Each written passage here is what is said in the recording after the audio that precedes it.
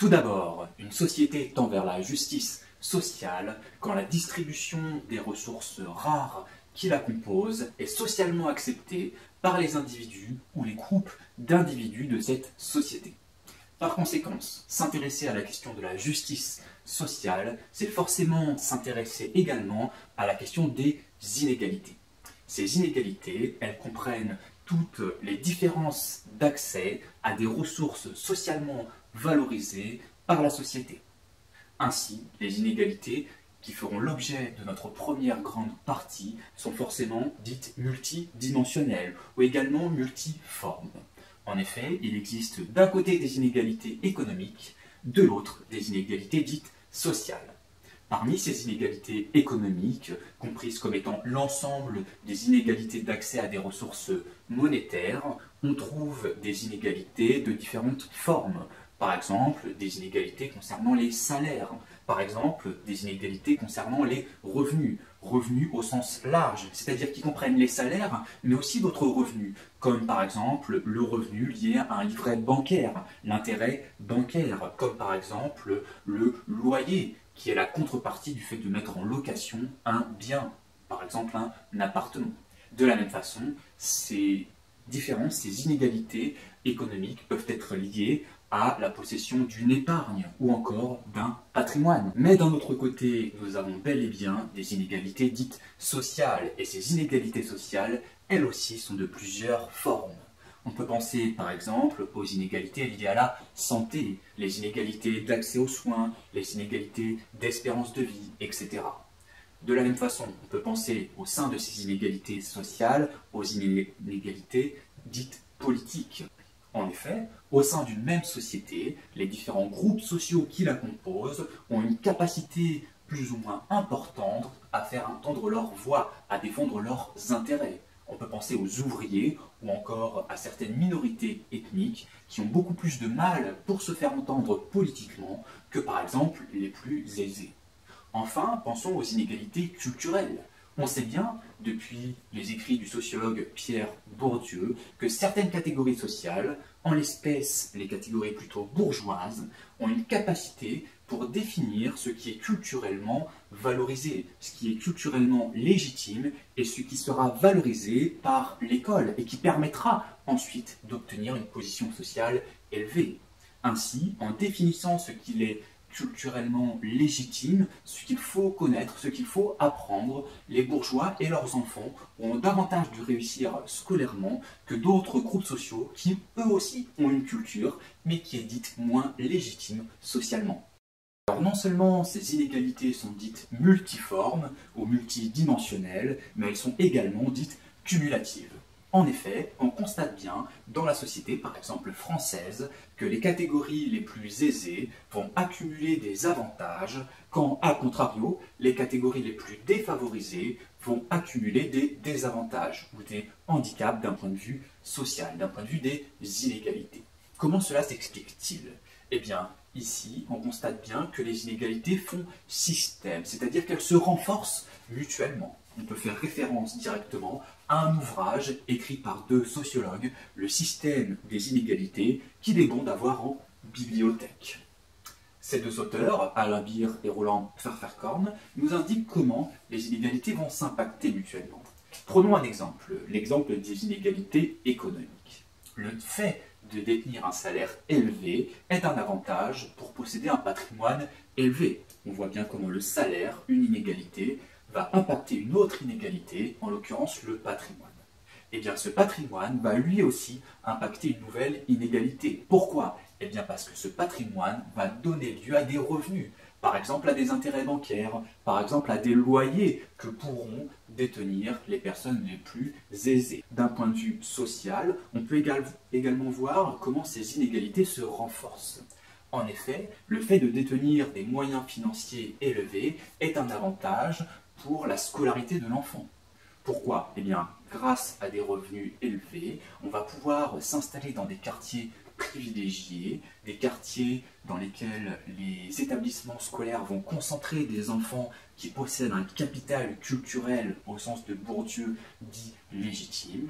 De la même façon, grâce à ces moyens financiers, on va pouvoir proposer une chambre spacieuse à l'enfant, des cours particuliers, etc. Et par conséquence, l'enfant des catégories aisées aura plus de chances, de probabilité de réussir à l'école que l'enfant des classes populaires. On voit bien ici comment les inégalités vont non seulement s'impacter mutuellement, mais également se transmettre de génération en génération. Alors ici, concluons en mentionnant encore une fois Pierre Bourdieu qui nous indiquait déjà dans le chapitre précédent que les familles les plus aisées, les familles bourgeoises, disposent de davantage de capitaux économiques, sociaux, culturels, des capitaux qui sont une aide pour favoriser la reproduction sociale de l'enfant. Pierre Bourdieu, que d'ailleurs je n'ai pas en bibliothèque. Ouais, ça c'est une erreur. Mesurer les inégalités, notamment de richesse, passe par le recours à deux outils. Des outils de mesure dits statiques et des outils de mesure dits dynamiques. Commençons par ces outils de mesure dits dynamiques, comme vous, la jeunesse. En effet, ces outils de mesure dynamiques vont évaluer la transmission d'inégalités de génération en génération, comme on l'a évoqué en fin de sous-partie précédente. Pour ce faire, on peut utiliser l'élasticité intergénérationnelle de revenus. Un nom qui peut faire peur, mais qui en réalité ne cache rien de très difficile. En effet, l'élasticité intergénérationnelle de revenus montre l'impact d'une hausse de revenus sur le revenu futur des enfants. Ainsi, plus l'élasticité intergénérationnelle de revenus est forte, plus les inégalités de revenus se transmettent de génération en génération. On est alors dans des sociétés où les inégalités sont dites héréditaires. Par exemple, prenons une donnée, si la donnée à laquelle renvoie le document est de 0,3%, alors on peut mentionner qu'une hausse d'1% du revenu des parents aura pour conséquence d'augmenter de 0,3% le revenu futur des enfants. Voilà, tout simplement. À côté de ces outils dynamiques, nous avons les outils statiques qui vont s'intéresser, qui vont comparer des écarts de richesse sur une date. Parmi ces outils, on retrouve les rapports interquantiles que nous avons déjà vus précédemment. En effet, les rapports interquantiles utilisent l'outil des quantiles, comme leur nom l'indique. Ils vont ainsi diviser la population en un certain nombre de parties égales qui sont rangées par ordre croissant de revenus. Ou également, cela est possible, de patrimoine. On peut tout à fait décider de diviser la population en 10, auquel cas on aura 9 déciles, ou de diviser la population en 100, auquel cas on aura 99 centiles. Alors pourquoi passons-nous de 10 à 9 ou de 100 à 99? Eh bien parce que le terme de décile ou le terme de centile renvoie tout simplement au montant qui sépare d'un côté les dixièmes, d'un autre côté les centièmes.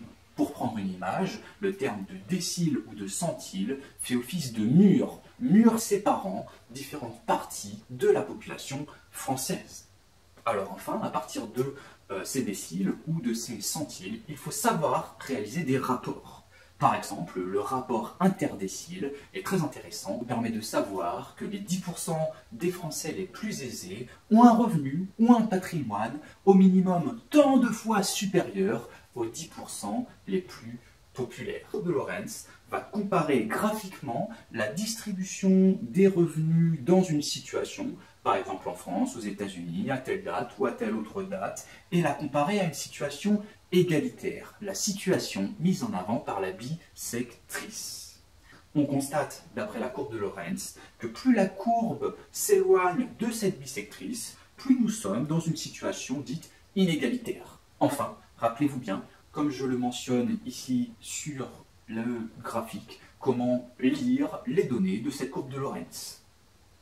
Dernier outil, c'est le coefficient de Gini. Le coefficient de Gini est calculé à partir de l'écart entre la bisectrice et la courbe de Lorenz et il nous donne une donnée comprise entre 0 et 1. 0 révélant une parfaite égalité dans une société, voilà, ce qui serait du jamais vu, en somme, et 1 révélant en fait la situation également saugrenue dans laquelle un ménage détiendrait la totalité du revenu, des revenus et du patrimoine national. Voilà. J'aimerais bien être dans cette situation. Enfin, terminons cette première partie en retenant comment ont évolué globalement les inégalités au XXe siècle. Commençons tout d'abord par évoquer le fait que dans les pays développés, les inégalités étaient très fortes au début du XXe siècle. Puis, dans un second temps, du début de la Première Guerre mondiale, 1914, si mes souvenirs sont bons, jusqu'aux années 70, les inégalités ont diminué, du fait de plusieurs raisons. Première raison, évidemment, les guerres. Deuxième raison, la mise en place d'un système de redistribution, comme en France, la protection sociale, la sécurité sociale, qui a permis de développer des logiques d'assurance, d'assistance, qui ont diminué les inégalités par le bas, en permettant à des personnes modestes d'obtenir des rémunérations. Troisième élément important, la mise en place d'une certaine fiscalité qui, elle, a diminué les inégalités par le haut. Ainsi, en 1914, on crée l'impôt sur le revenu. En 1901, l'impôt sur les successions, qui va permettre de diminuer les inégalités de revenus, mais également qui va permettre de diminuer les inégalités de patrimoine et la transmission d'un certain patrimoine d'une génération à l'autre. Enfin, dernier facteur qui lui aussi a pesé à diminuer les inégalités par le bas, c'est la forte croissance des 30 Glorieuses. Forte croissance des 30 Glorieuses qui, selon Henri Mandras, a permis d'alimenter la grosse classe moyenne très importante qui émerge à cette époque, et notamment durant les années 60. Tout n'est pas si simple, et à partir des années 80, on assiste de nouveau à un retour des inégalités, ce qui peut s'expliquer notamment par trois facteurs. Le premier facteur, c'est l'affaiblissement des syndicats ouvriers, qui vont moins permettre aux ouvriers de réclamer des hausses de salaire. De la même façon, on peut évoquer le fait que la mise en concurrence des ouvriers par rapport, par exemple, à des pays comme la Chine, ou encore la menace d'être remplacé par des robots, la robotisation, l'automatisation, qui est très présente dans nos sociétés contemporaines, va peser en défaveur des ouvriers qui sont en position de faiblesse pour réclamer des hausses de rémunération. Deuxième facteur, il s'agit de la circulation des capitaux à l'échelle internationale qui est dérégulée. Ces capitaux, ce sont des placements financiers, c'est-à-dire l'achat d'actions, l'achat d'obligations auprès des marchés financiers. Eh bien, à partir des années 80, on assiste à une globalisation dite financière, à une dérégulation des marchés de capitaux qui va permettre aux personnes les plus aisées d'obtenir de plus fortes rémunérations en contrepartie de leurs placements. Troisième raison, il s'agit de la fiscalité plus avantageuse à laquelle vont avoir droit de la même façon les personnes les plus favorisées. Depuis les années 80, différentes politiques menées par les gouvernements successifs ont diminué, par exemple, les droits de succession ou encore l'imposition des tranches les plus élevées de rémunération. Ainsi, ces facteurs débouchent sur une situation, c'est le fait que les inégalités se creusent par le haut. En effet, le top 1%, c'est-à-dire le pourcentage des Français les plus riches, dispose de revenus de plus en plus élevés et d'un patrimoine de plus en plus élevé. Par conséquent, la part de leurs revenus dans le revenu total, la part de leur patrimoine dans le patrimoine total augmente également. Cette situation que certains dénoncent est encore plus importante depuis la crise de 2008. Alors ce creusement des inégalités par le haut est-il juste ? Si certains contestent cette concentration de richesse, d'autres trouvent que cette concentration peut être légitime, peut être méritée. Ce sera ainsi l'objet de notre deuxième partie, deuxième vidéo, dans laquelle j'interviendrai à côté de différents auteurs qui vont lutter, combattre, réfléchir de manière approfondie pour définir ce qu'est une société juste et les conditions dans lesquelles survient une certaine justice sociale.